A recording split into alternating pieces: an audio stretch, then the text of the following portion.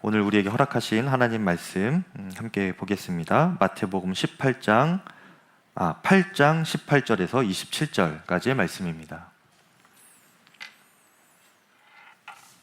마태복음 8장 18절에서 27절까지의 말씀입니다. 네, 저와 교독하시고 마지막 함께 읽겠습니다. 마태복음 8장 18절부터입니다. 예수께서 무리가 자기를 애워싸는 것을 보시고 건너편으로 가기를 명하시니라.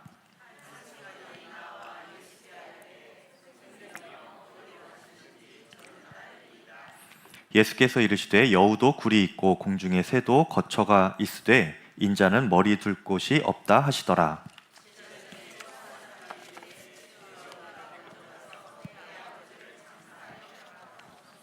예수께서 이르시되 죽은 자들이 그들의 죽은 자들을 장사하게 하고 너는 나를 따르라 하시니라. 바다에 큰 놀이 일어나 배가 물결에 덮이게 되었을 때 예수께서는 주무시는지라.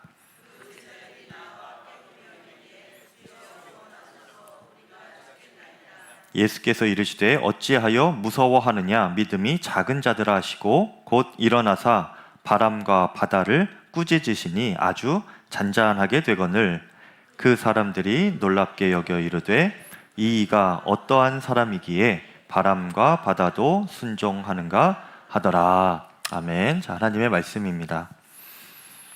저희가 산상수훈 이후에 예수님께서 산 아래로 내려오셔서 말씀을 이제 전하고 계신다고 지난주부터 말씀을 드렸습니다. 예수님께서 그렇게 말씀을 전하실 때에 여전히 많은 무리가 예수님을 따라 다녔습니다. 성경은 그 따르는 사람들을 그 큰 무리와 한 사람의 믿음을 구분해서 우리에게 믿음의 도전을 주는데요. 지난주부터 그 한 사람 한 사람의 믿음을 우리가 보았습니다. 지난 시간에는 한 나병 환자, 그리고 중풍병 걸린 하인을 둔 백부장, 그리고 열병으로 앓아누운 베드로의 장모, 그리고 귀신 들린 사람들 이렇게 보았는데요. 예수님은 예수님에게 믿음으로 나오는 사람들을 차별하지 않으시고 공평하게 대하시면서 다 고쳐주셨습니다. 한 사람 한 사람의 믿음을 보시는 주님이시라는 말이죠. 오늘도 우리가 이렇게 여러 성도님들이 함께 모여 있지만 예수님께서는 관심 갖고 계시는 것이 무엇인가 하면요, 이렇게 전체로 모인 이 장면도 귀하게 보시지만 여러분 한 사람 한 사람 안에 예수님께 나아가는 그 믿음이 어떠한가, 그것을 보십니다. 예수님은 여러분 한 사람에 관심 갖고 계시고 또 여러분 모습 중에 여러분의 믿음이 어떠한가, 그것을 유심히 보시고 그것에 반응하시는 분이 예수님이시라는 거예요.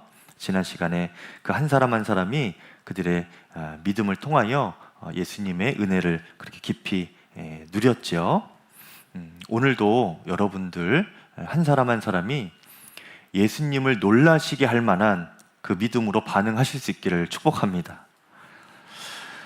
오늘도 한 사람 한 사람의 믿음에 대한 내용이 나오는데요, 오늘은 조금 더 깊이 들어가는 내용입니다.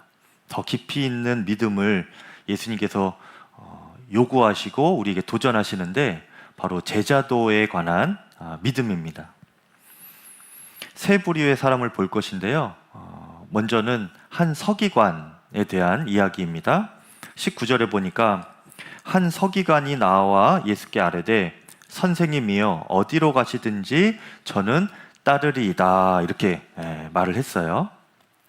당시 서기관이라고 하면요, 기본적인 의미는 이 성경을 필사하는 사람입니다.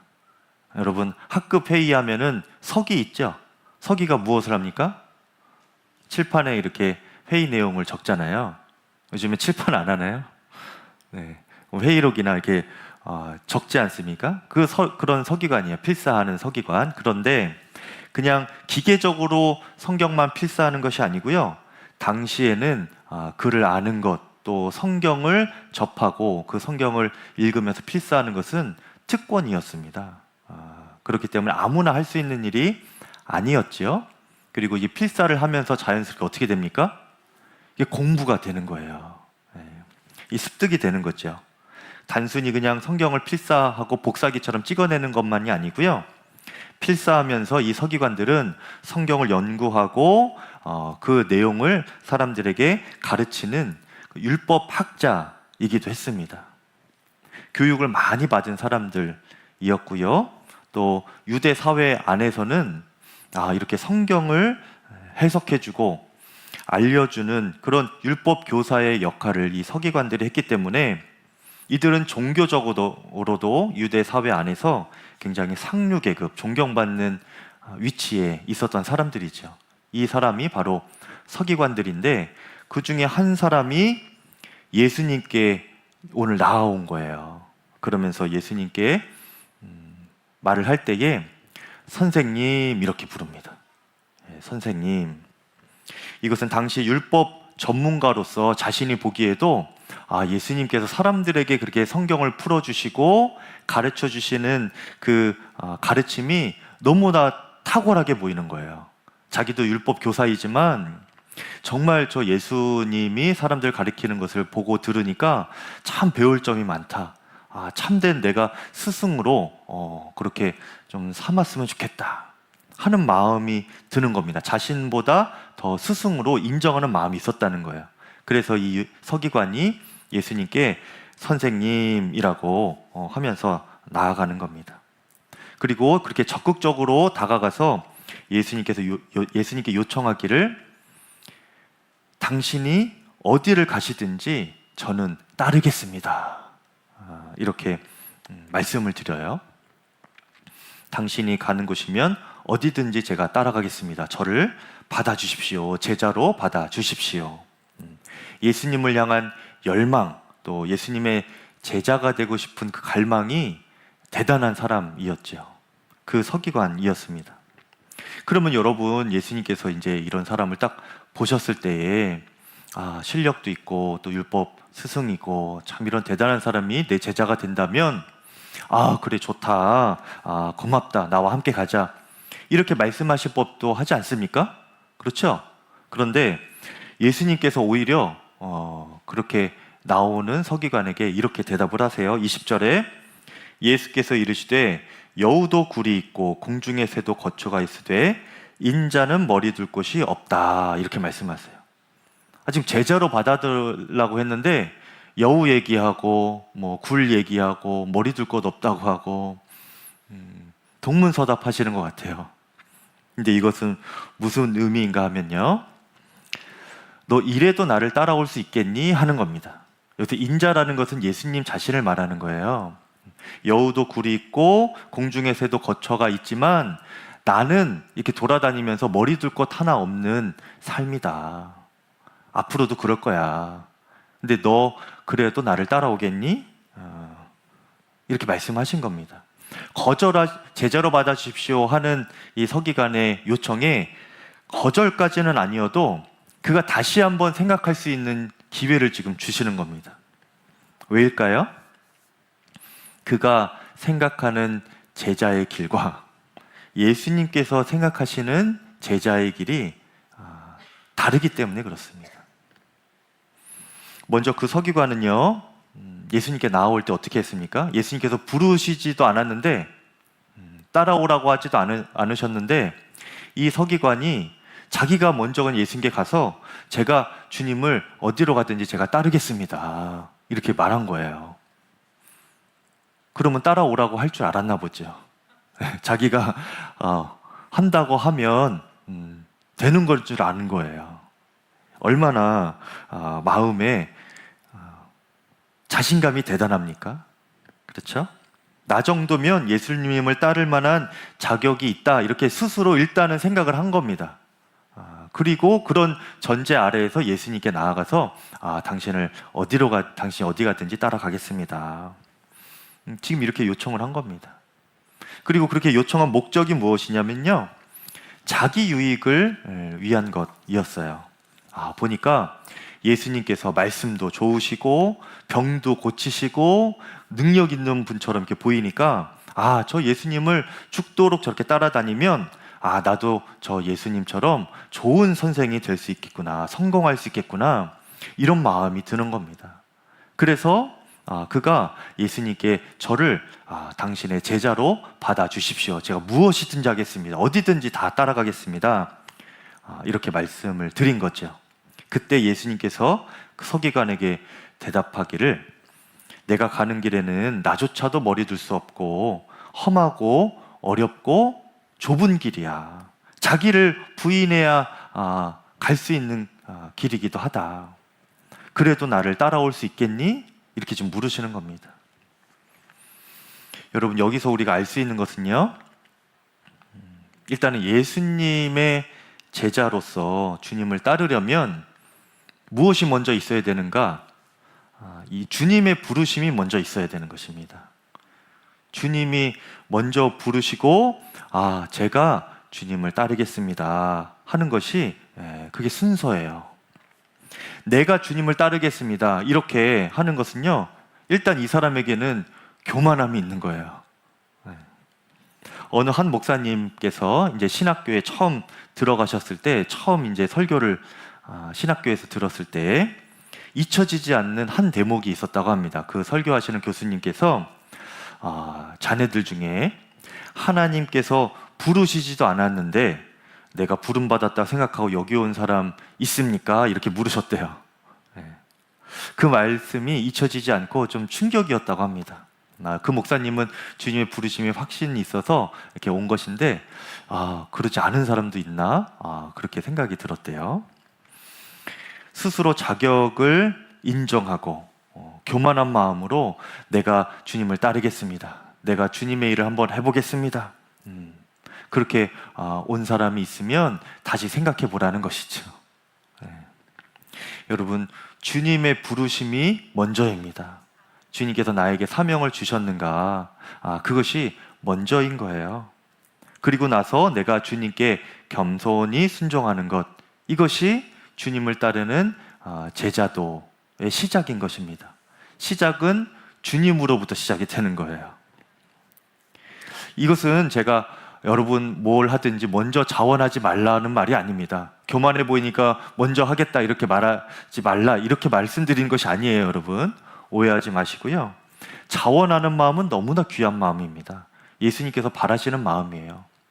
제가 말씀드리고 성경이 우리에게 주시는 메시지는 무엇이냐면 그 마음이 어떠한가 하는 겁니다. 마음을 보시는 예수님께서 이 서기관의 마음을 다 아시는 것이죠. 여러분, 자원하는 심령으로 주님 앞에 나와서 뭔가를 헌신하고 역할을 한다는 것은 주님께서 너무 기뻐하시는 일입니다. 그런데 그 마음에 겸손이 있으면 더 완벽한 헌신이 되겠죠. 주님께서 더 기뻐하시는 그런 길이 되겠죠. 내가 뭔가를 하겠습니다 이렇게 자원하면서 스스로 자격을 부여하시는 분들이 간혹 계세요. 내가 이것을 해봤다, 이 경험이 있다, 내가 이런 지식이 있다, 내가 잘한다. 그런 분들은 제가 보기에도 뭘 이렇게 시키기가 겁나더라고요. 너무 또 이렇게 열정이 있으신 것 같고 또 너무 좀 이렇게 과하게 이렇게 하실 것 같고 그런데 제가 이거를 좀 목사님 해보겠습니다, 아니면 다른 사람에게도 제가 이것을 좀 당신 도와드리겠습니다 이렇게 하면서 제가 좀 부족하지만 할 수 있는 건 없지만 이렇게 좀 섬겨보겠습니다, 이런 마음이 중요하다는 거예요. 스스로 자격을 본인이 부여하고 자격이 있다 생각하고 이렇게 시작을 하면요, 결국 남는 것은 무엇인가? 자기 공로 아니면 남 탓입니다. 잘 되면 자기 공로, 안 되면은 남 탓, 이렇게 되는 거예요. 그리고 내가 주님의 일을 해드리는 것, 이것이 아닙니다. 여러분, 헌신했다고 해서 마땅한 대가를 내가 또 받아야 되는 것도 아니에요. 자격 없는 자를 먼저 불러주신 그 주님의 은혜에 감사하면서 그렇게 겸손히 순종할 뿐인 것입니다. 그것이 제자도인 거예요.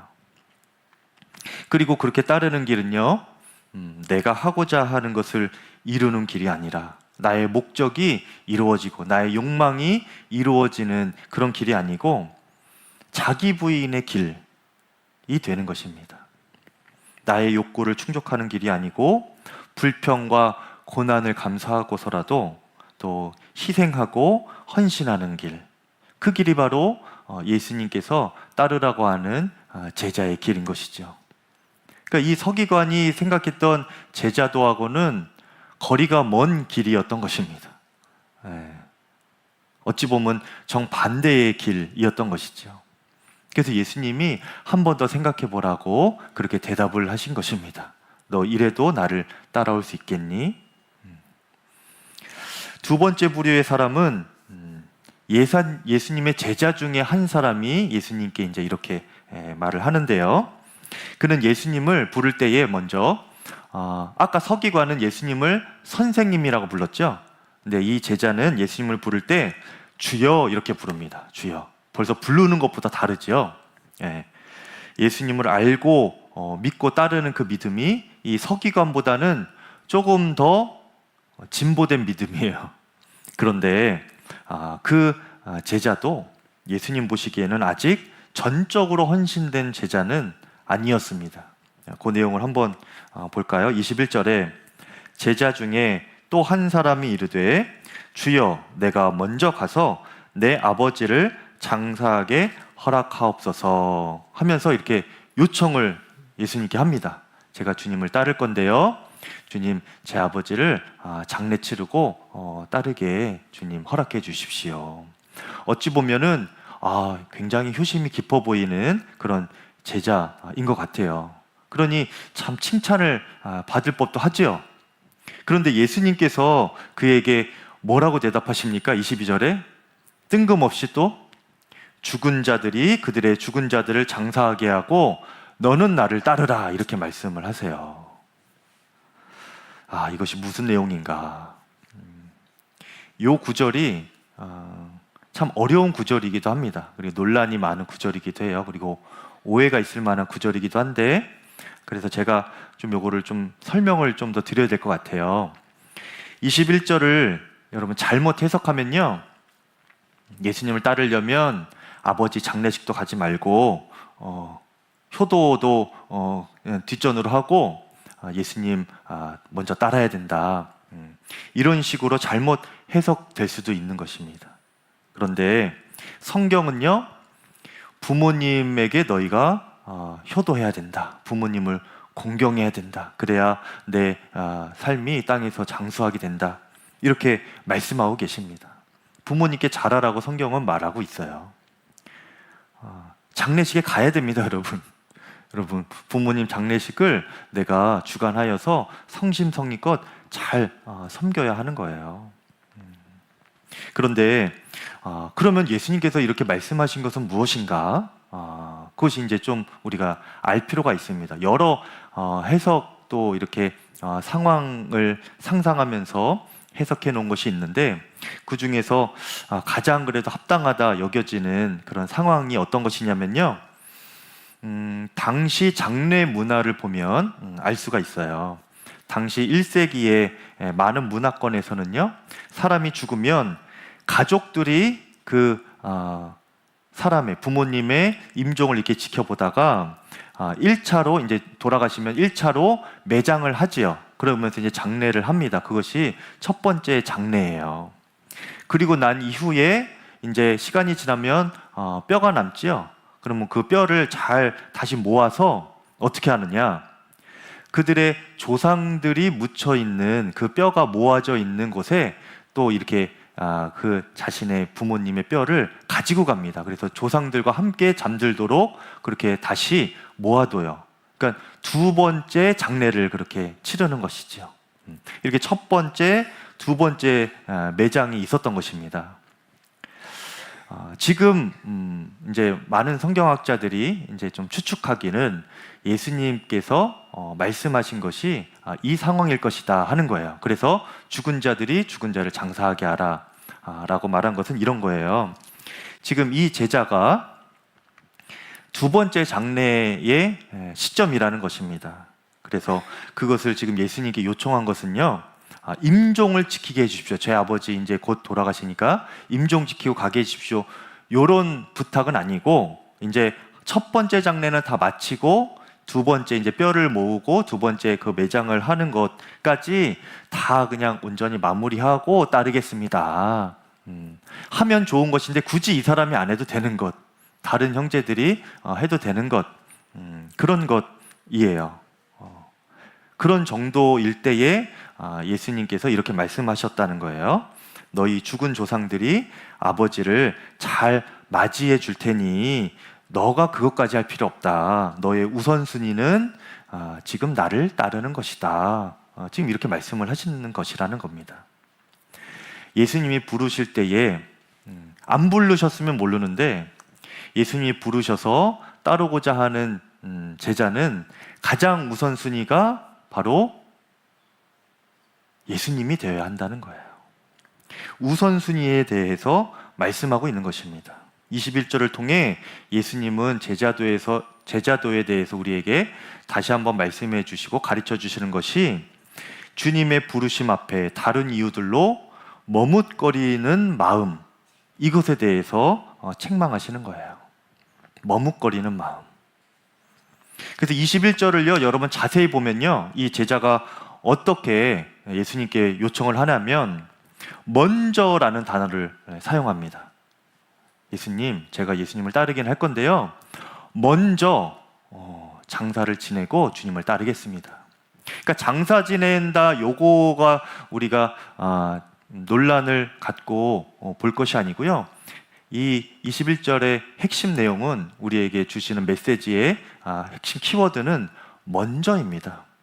이 제자는 예수님의 부르심 앞에 먼저 무엇을 할 것인가를 더 우선적으로 생각하는 그런 마음이 있었다는 거예요.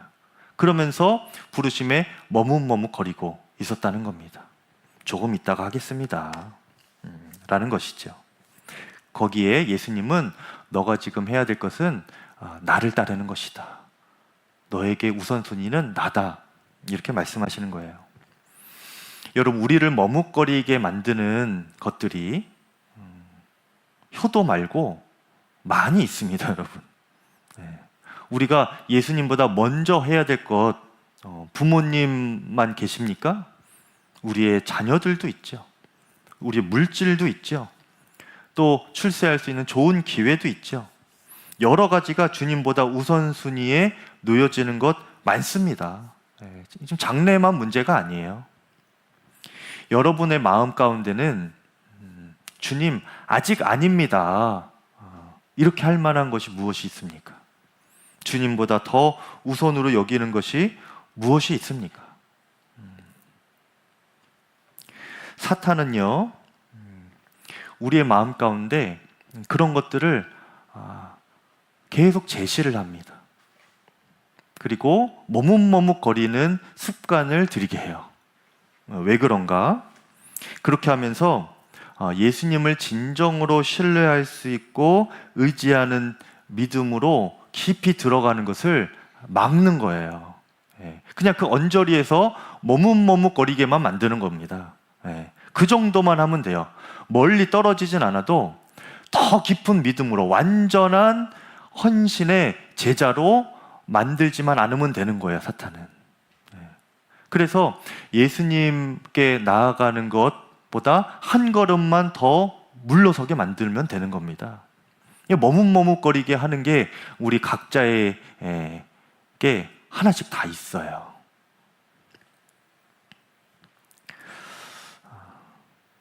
근데 그렇게만 있다고 한다면 믿음이 없는 것은 아니지만 그런 믿음으로만 계속 쭉 살아가면 그런 믿음에는 능력이 없게 됩니다. 예수님과 함께 있다 해도 어떤 두려움이 찾아올 때 벌벌 떨기만 하게 돼요. 예수님과 함께 있어도, 예수님을 믿는다 해도 그냥 벌벌 떨고 어떻게 해야 될지 모르게 됩니다. 그 믿음의 능력이 없는 것이죠. 이것이 이제 세 번째 이야기와 연결이 됩니다. 세 번째는 제자들이요, 이제 예수님과 배를 타고 갈릴리 바다를 건너다가 풍랑을 만납니다. 보통 풍랑이 아니고 배가 뒤집어질 뻔한 풍랑을 만나게 돼요. 근데 그 시작이 어떻게 되는가? 23절에 배에 오르심에, 예수님께서 배에 오르심에 제자들이 따랐더니라고 합니다. 이제 이 제자들은 어떤 수준의 제자들이냐면요, 자기를 부인하고 고난을 감수하고 예수님을 따르겠다 했던 그런 제자들일 겁니다. 다른 사정과 형편들이 있었겠지만, 각자 머뭇머뭇거릴 수 있는 그런 상황이 있었겠지만, 일단은 주님을 우선으로 따르면서 배에 함께 탑승한 자들이에요. 그런데 이들도 아직 그 믿음이 완전하지는 않았습니다. 얼마 가지 않아서 이 배가 풍랑을 만나서 뒤집어져서 다 죽게 될 이 상황이 된 거예요. 그런데 이 풍랑보다 이들에게 더 큰 문제가 무엇이었는가 하면, 지금 그 상황 속에서 예수님이 주무시고 계시는 겁니다. 이것이 이들에게 더 큰 일이었어요.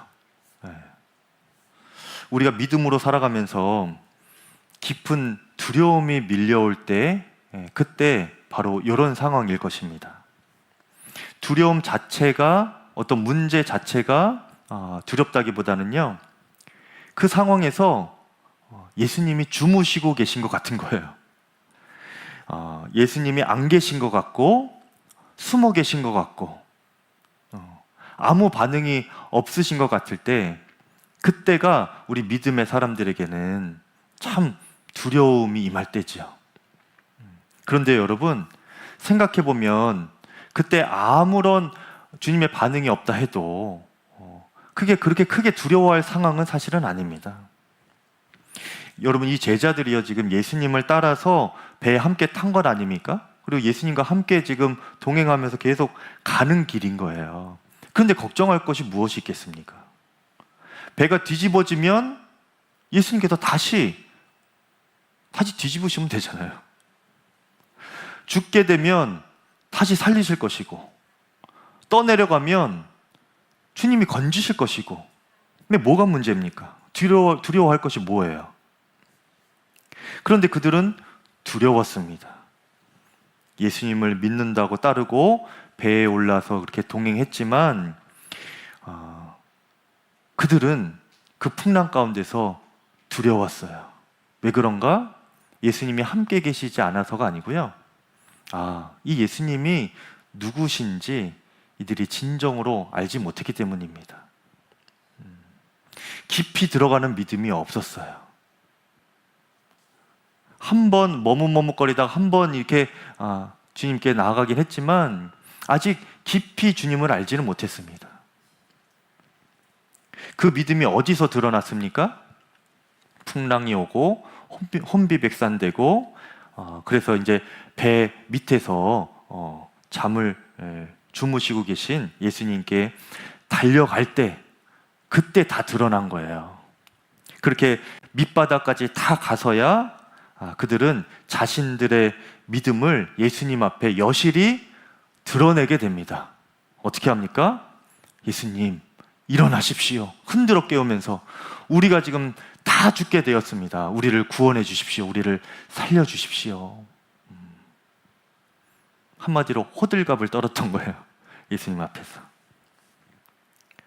그때 예수님께서 그 제자들을 보시면서 어떻게 하셨는가?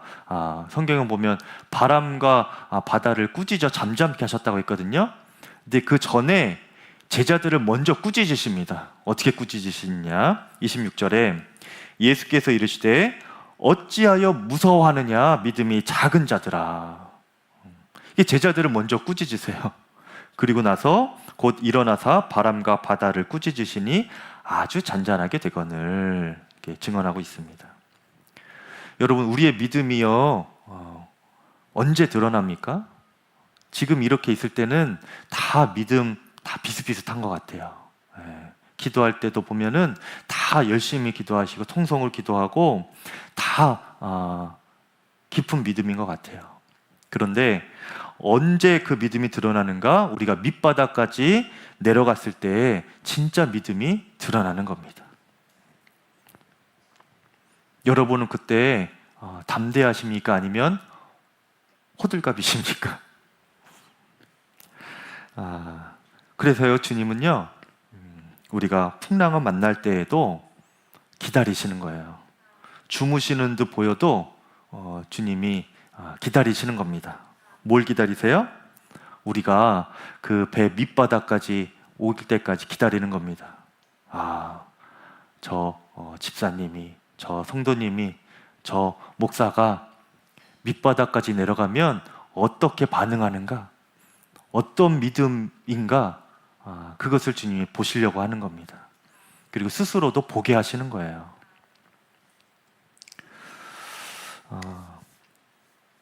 여러분, 어떤 상황에서도 예수님 앞에 달려가서 여러분 담대하시기를 바랍니다.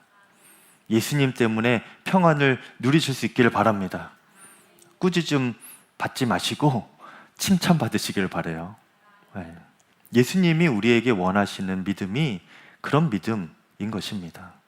그것이 예수님께서 원하시는 제자의 믿음인 거예요.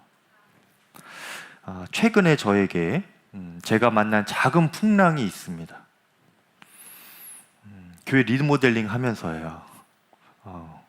인생을 지나면서 여러 어려움도 있었지만 가장 최근에 저에게 있었던 풍랑이라고 한다면 리모델링 하면서인 거예요.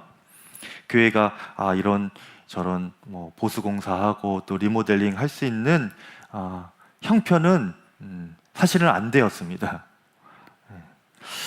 근데 해야 될 것은 이렇게 보이는 거예요. 그리고 마음이 계속 기도할 때마다 그렇게 생각나고, 목사 병인가 봐요. 기도하면은 교회에 이런저런 것들이 이게 생각이 납니다. 그래서 이제 그냥 견적이라도 받아볼까 해서 막상 견적을 받아보니까 더 시작할 수가 없게 되는 겁니다. 이게 제가 세상 물정을 몰라도 너무 몰랐던 거예요. 그래서 어떻게 해야 되나 고민하다가 그래도 좀 어떻게라도 시작할 수 있는 쪽으로 최소한으로 이것저것 다 제하고 이 정도면 좀 이렇게 저렇게 해서 가능하겠다 하는 그 선에서 처음에 시작을 했습니다. 그런데 막상 그렇게 시작하고 나니까 이게 계속 커지는 거예요. 잔잔한 파도에서 거센 풍랑처럼 이렇게 저를 당장이라도 덮칠 듯이 막 그렇게 저에게 달려오는 것입니다. 제가 이런저런 생각들이 나더라고요. 밤에 잠도 잘 오지 않을 때가 있어요.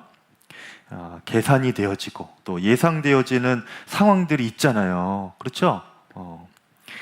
그럴 때 제 마음에 진짜 당장이라도 이런 것들이 다 나를 집어삼킬 것 같은 그런 심정이었습니다. 그럴 때 제가 주님께 나아가 기도하는데 주님께서 주시는 마음으로 인하여서 제가 이게 좀 담대해지더라고요. 어떤 마음인가? 주님의 교회이고 주님께서 계신 곳이니 주님께서 책임지신다 하는 그런 믿음이었습니다.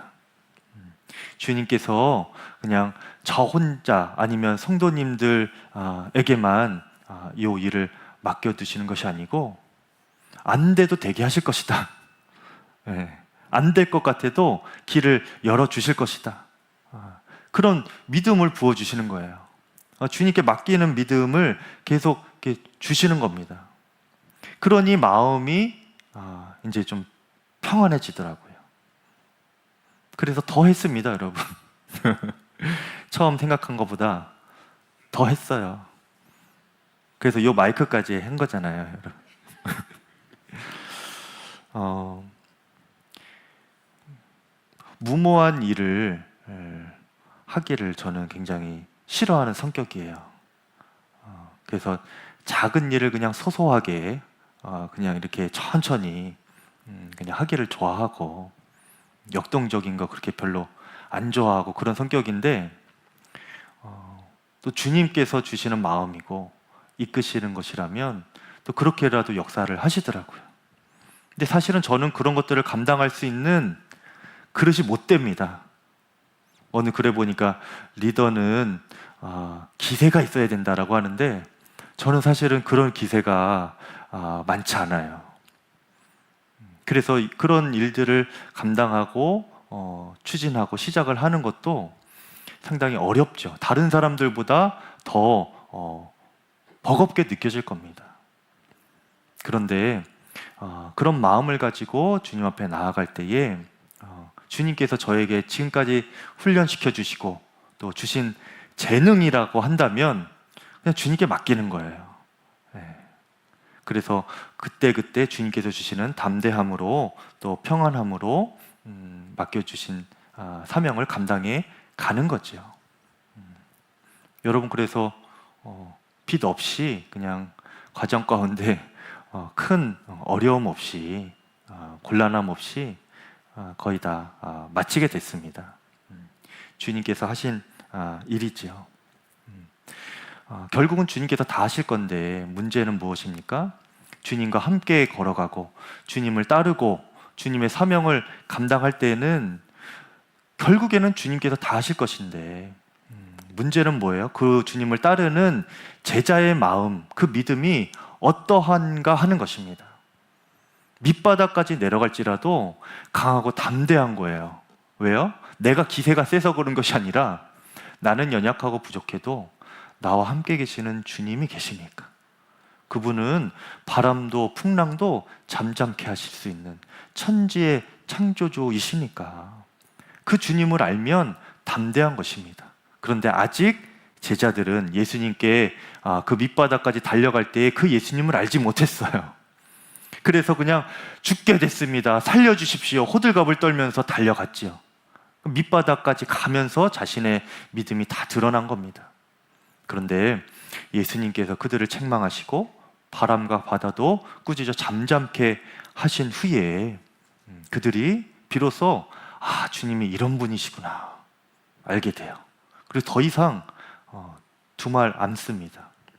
27절에 그 사람들이 놀랍게 여겨 이르되 이가 어떠한 사람이기에 바람과 바다도 순종하는가. 천지의 창조주이신 만왕의 왕이신 주 예수님을 그들이 만난 것이지요. 사랑하는 성도 여러분, 여러분 밑바닥까지 내려가는 그 상황 가운데서 여러분의 믿음은 어떠십니까? 주님으로 인하여 담대하실 수 있는 그런 믿음의 사람 되시기를 축복합니다. 찬양하고 아니죠. 그냥 기도 먼저 하겠습니다. 네. 우리 먼저 합심하여 함께 기도할 때 여러분 당장이라도 뒤집어질 것 같은 상황 또 밑바닥까지 내려가신 분 혹시 계십니까? 그런 두려움이 있는 분 계십니까? 여러분 예수님 안에서 잠잠하실 수 있는 담대하실 수 있는 그런 믿음이 있기를 바랍니다. 주님께서 그 믿음을 부어주실 것입니다. 이 시간 먼저는 그 믿음을 달라고 기도하실 텐데요. 하나님 밑바닥으로 내려갈 때에 더욱 주님을 붙잡게 하소서 담대하고 평안하게 하여 주시옵소서. 주님께 칭찬받는 믿음이 되게 해주시기를 주의 이름으로 기도하겠습니다. 주여 주여 할렐루야. 하나님 감사합니다. 제가 주님을 따르는 주님의 제자가 되기를 원합니다.